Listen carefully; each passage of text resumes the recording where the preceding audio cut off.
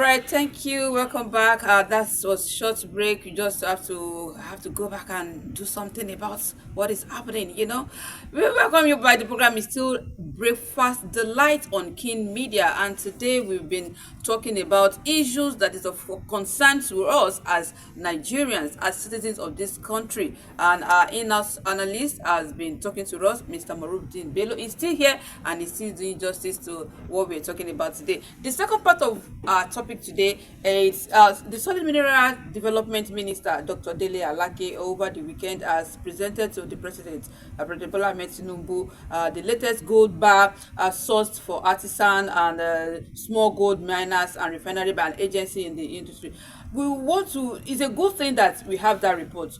But in that report, what does that mean to us? Does it mean we are likely going to have a very flourishing, very economic, viable resources, development, growth in that ministry? Well, if things are done right, yes. Okay. A lot will still need to be done regarding the exploration of our solid mineral sector. You remember that the last administration were the one that did the pilot for this particular project. They did a pilot to test if it can work, and that gave a right signal. And I'm happy the current administration is queuing into that, and now they've taken it to a higher level. What this means is that Nigeria can now fully commercialize our solid mineral sector, which has been moribund over the years. Don't forget, it's not as if nothing is happening in that sector. It's just that non-state actors are exploiting the opportunities, and that is part of the reason why you see all this banditry, the Boko Haram. It's disguised in religious and ethnic issues.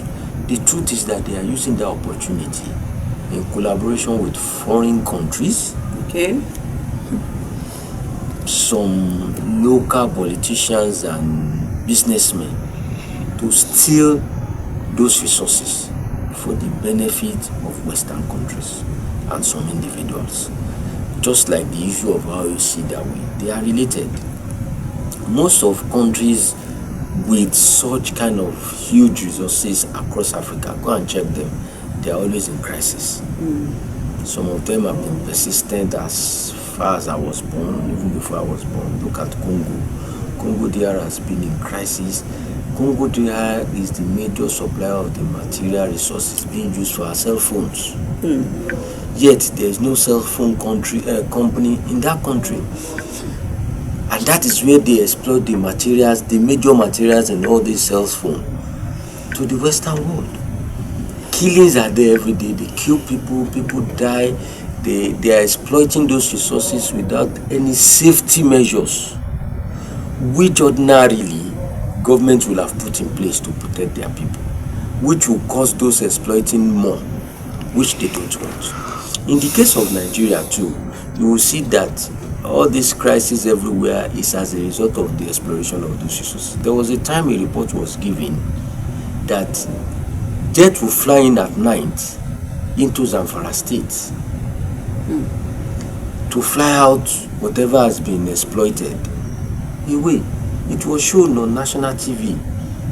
The runway is 18 runway. So they have pilots who can maneuver, and you wonder if we have government in this country, if we have leadership in this country, if we have security in this country. So the ministry now making the bold move. I know they've set up a kind of policing system. They now have the name of the security outfit escaped me now, that are now, securing any major location that government have discovered. We have a major solid mineral that is in high demand, to curb the stealing, because that is what they do. They steal these resources. South Africa majorly lives on solid minerals. Nigeria has more deposit of variants of solid mineral than South Africa.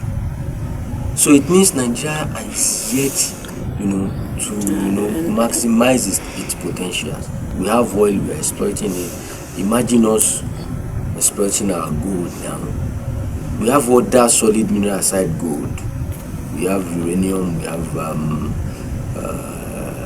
lithium, we have so many, and they are all in commercial quantities.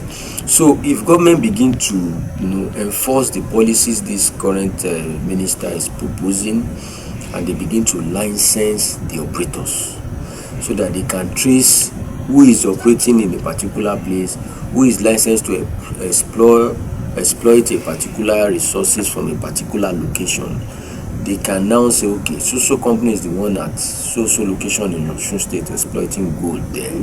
If there are issues there, it's the company that they will hold responsible. They can enforce rules of safety, rules of protection of the local community, environmental degradation, safety to the people workers, and issue of remuneration. It can be easily monitored, and that is what the current government is trying to do. And the exploration of all these resources will also help to improve our foreign reserve value, which will help in the value of our currency exchange rate with other currencies. Imagine those gold bars being stored in CBN as a store of value instead of the paper currency. Imagine the value it generates over the years. You women will understand what I'm trying to say, because when you buy that little gold, you know what it becomes 5 years down the line. And that is what that raw gold you saw in the hand of the president can do for our economy when it is being exploited. And the beautiful thing about this thing is that it's done by our local artisans.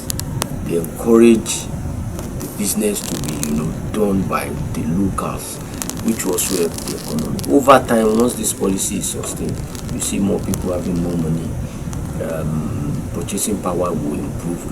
The immediate environment where the exploration are being done will become where people want to go and live, because it will attract jobs, it will attract businesses, it will attract other opportunities, real estate development, and that is the beauty of exploiting and making sure government monitors the exploration of those resources. All right. I want to even ask. We always borrow money from some agencies, countries, to also develop. Can these solid minerals, can they be used in exchange of getting fund from places that we are getting this for us to? In my own opinion, perhaps it will reduce that debt that we are always acquiring. That is even suicidal. Because once you give them such opportunity, they won't want to live again. They will want you to, at a point, say, okay, we are not using our resources to pay again. We want to use our money. Because that will be more beneficial. Imagine you taking a loan of 10 million naira, and then you ask the person, I have gold at home. Instead of me paying 10 million, let me give you the gold. The gold is worth 10 million. Who is foolish? Because by the time they refine that gold, the gold is foolish, because that gold, whether refined or unrefined, in another 5 years will be worth 100 million. So why don't I just pay back my 10 million and still keep my gold? So that is the implication of what you are thinking.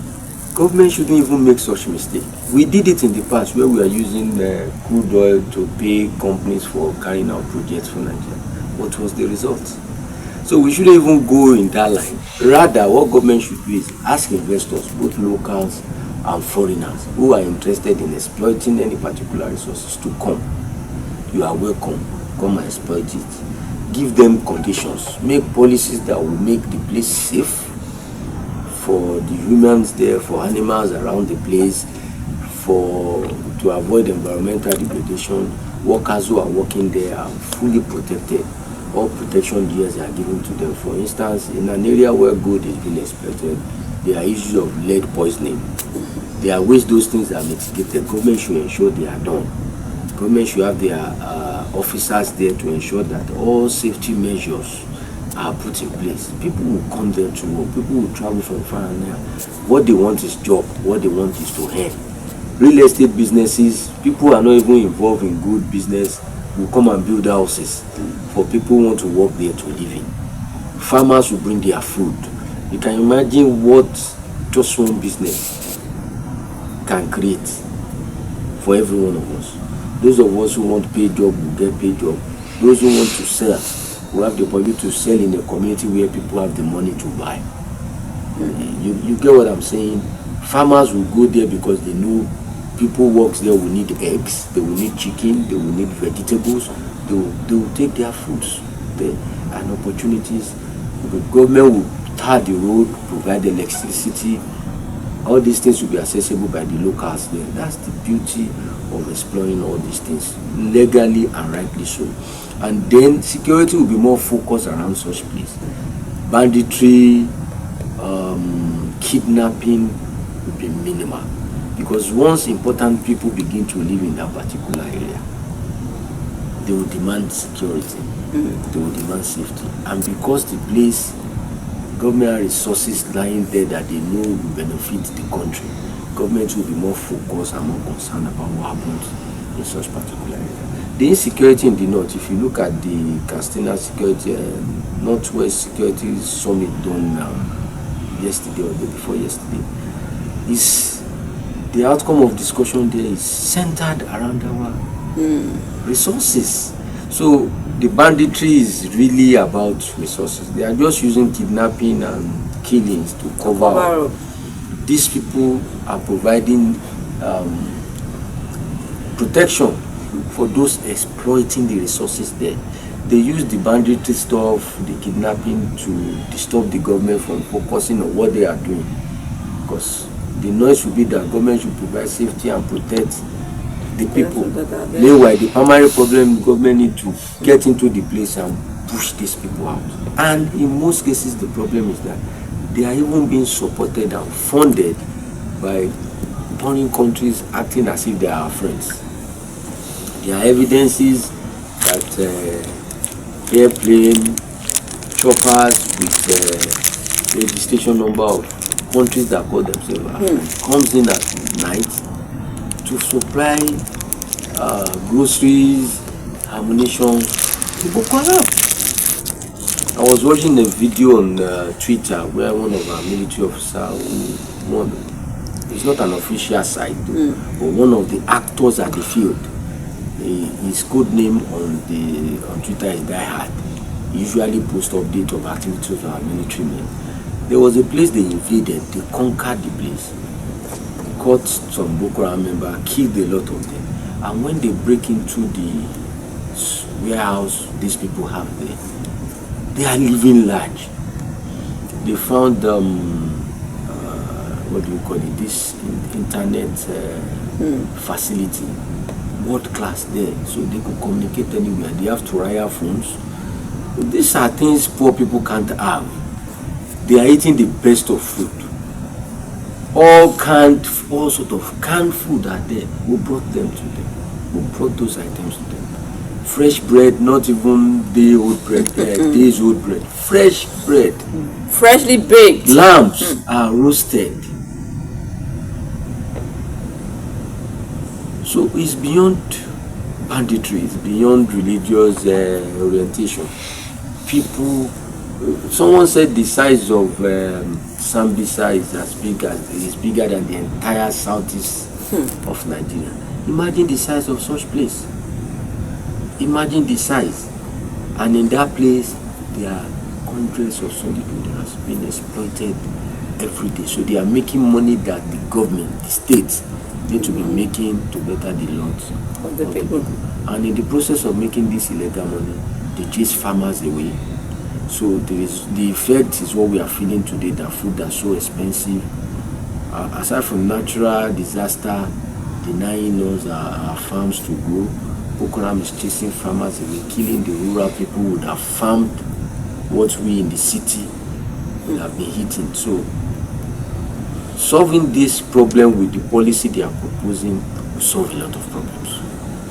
We hope and we believe that it will definitely solve a lot of problems like you have said. But what I just wanted to ask in your discussion is, one, refining the gold. I think we could come up with industry that will be providing jewelries, wristwatches, Exactly and what I so on said. like that. Yeah. Yeah, even here. Yeah. Of course, that gold you saw were locally produced by a Nigerian company that was licensed to operate in that particular area where the gold is sourced. The first phase, we are moving away from the first phase now. They've started producing it. The bars they are producing now is to store value for the country. It will gradually move to industries producing earrings, wristwatches, Rings, gold-plated bracelets, and the rest of that. That is why I said once we get it right, imagine the number of jobs that will be created. Imagine both direct and indirect jobs. People will work in those companies that will be producing those little things. People who cannot work in those companies will create their own job. There are those who work in those companies needed accommodations, transportation, good roads, electricity, both solar, windmill, all sorts of things. Agro products will come from there. You will even see that some of the byproduct of the gold being mined and being refined will also be used for some other things. Of course, definitely, yeah. So the opportunity is enormous. It's just that we've slept over these things over the years because we are getting free money from the crude oil. petrol. Now that the reality is dawning on us, we are waking up to our responsibility. The first phase of the battle is to, put the policy in place, which has been done by the last administration. It has been test-run by both last and this current administration. The next phase will be to fully exploit the sector and then provide security to, curtail the excesses of bandits and all the rogues around areas where our natural resources are based. And then the next phase will be to turn it into a huge industry. Okay, may God make it possible. But before we go on the program, the government is putting policies, is putting different measures to do. Don't you think those into banditry, kidnapping, and the rest of that, do they not need to be enlightened about the fact that if they continue to support those foreigners doing that, it will be causing more harm those doing than those good? things, So, yeah. those doing those things are not illiterates. Forget the fact that you see videos and you see them speaking local languages. They are well exposed. These are people who have lived in foreign lands. I mean, those involved in the banditry, in the kidnapping, Yes, those younger people they are using. Majority of them are well exposed people. What you see there is just a form of acting. It's theatrics. A lot of them travel, even during the banditry, within the period where you are saying they go abroad to enjoy themselves and come back to their base to do what they are doing. It's a big business. Forget the show of acting that they are showing us that these people doing it al Almanjiris. It's not true.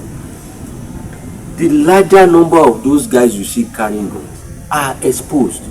Some of them have lived across countries in Africa. They are exposed. Are they not Nigerians? They speak more than even one languages. So are they Nigerians? Most of them are Nigerians. So they feel that doing that bad thing is better than doing what is supposed to do Nigeria good? The average Nigerian is more concerned about what goes into their pocket than what saves the country. What makes them different from the civil servants sabotaging the country? They are the same. It's just that one is not carrying guns. No, it's the truth. They are the same. The P&ID issue. Look at the number of people who are involved supporting an organization to defraud our country. Another one has happened recently now. A Chinese company has seized 2 properties of Nigeria in UK because of a deal that Ogun State government went into in 2010 about free trade zone that was cancelled. The contract was cancelled. The company went to court in London, and the court gave them a judgment of, I think, 70 billion compensation, 700 million. I can't remember the amount. They tried to enforce the payment of that fund. It wasn't working. Now they've seized 2 Nigerian properties, government-owned properties in London. By the time investigation are properly done by government, you will see some Nigerians who aided them to do that because of their own personal interest. So Nigerians are the enemies of Nigeria. If every Nigerian choose to be patriotic, all this banditry nonsense will stop. But we are more concerned about money than the progress of the nation. It's not so good that we're so concerned about money that goes into our pockets to the detriment of the entire citizenry. We always want to go abroad, we want to go and stay in America, and if they're not doing it well, why do you want to go there and stay? Why don't we just come up one day and change this psyche that I'm just thinking about myself alone? We don't progress. It seems to develop with that kind of mindset. Anyway, I hope one day God will help us out of this. Like one of the Islamic carriers says, there's nothing wrong with Nigeria. Rather, there are things that are wrong with Nigerians. So it is we Nigerians that we need to wake up from our slumber. A lady said yesterday that when Nigeria happens to you, you will feel Nigeria is the best country in the world. But when Nigerians happen to you, you will regret ever being in Nigeria. And that is the truth. Okay. Nigeria is one country that when it happens to you, you won't want to live the place. Look at people who Nigeria happens to. But when Nigerians happen to you, my brother, anywhere in the world where you are, you ever regret being in Nigeria. Wow. Somebody came on social media yesterday to abuse Nigerian passport, all because she claimed her father, who was a former ambassador of that same country, former ambassador of Nigeria in that same country, who has now retired, wanted to travel to that same country, and the country denied her parent visa, and then she came on social media to abuse Nigeria and abuse her passport, and now commented and said, have you asked yourself what your father must have done while he was an ambassador? Did he represent Nigeria? Whoa. Did he? You never can tell. There is no way you be an ambassador of Nigeria in a country and you do things right and you want to go back to that country. Of course, they open their arms, of course. Because you've been their friends. The role you are supposed to go and play in that country is to, mutually make Nigeria and that country benefit through bilateral relationship. Probably the man in question, apologies, must have done something wrong to that country. Maybe that country at a particular time wanted something from Nigeria and they felt the ambassador could facilitate it, and probably the Nigerian factor came in. So when he now wants to go back there, they are saying no, because I've never had it before that an ambassador who serve in a particular country want to visit the country and they say no. The ambassador of Nigeria in any country easily have access to the president of that country, don't forget. Have access to public officers of that country. He is supposed to have made great friends. So getting him denied speaks volume about who that man is rather than what Nigeria is. He's the person, not the country. So that is it. It's the person, not the qualities. We Nigerians that we need to do something about ourselves. That is much we can take on the program Issues in the Polity on Breakfast Delight today on King Media. We hope we've been able to enjoy the discussion since we started. We say thank you so much to Mr. Marufdin Bello, in our policy. Thank you so much, analyst, for coming on every time to do this for us. We always appreciate you. We always do what we need to do. Media is our home. We have to do everything to make it grow. The dream is bigger than where we are, and we hope that someday very soon we'll be where we wish to be. Amen, amen. That's let me go spiritual now. Amen, amen, amen to that. Thank you so much. So that's how we call it on the day on the program. Issues in the Polity. The program Breakfast Delight comes to an end today because it starts from 10 a.m. and ends by 12 noon. It's a tonic, Monday tonic that will give you before the noon, and it's already 12 now in the afternoon. We hope you've been doing well in what you do. Like I always say, whatever it is worth doing is worth doing well. Do your job, do your work passionately, and you will always enjoy doing it. And you, before you know it, that outcome, that result that you want it to yield, it will definitely come to you. So do your job well and expect productivity and a very long-lasting result on it. Till we'll come your way some other time. I say thank you so much to the producer and editor Yunus Muhyiddin. Till we'll come your way again, please, like I always implore us, Follow us on all our social media handles. We're on Facebook, we're on Instagram, we're on X, which is formerly Twitter. And please, on our YouTube page, kindly subscribe to our YouTube page. We would really appreciate you for doing that. Till we come your way next time, I'm Fauziya Salako-Sonny saying, be good to Nigeria. We as Nigerians, let us be good to the country God has created us to, because Nigeria is a good place to be. While we Nigerians need to work together to make that Nigeria live what it has been destined to live. See you some other time, and thanks for watching. Continue to love and share all our videos from King Media. Bye for now.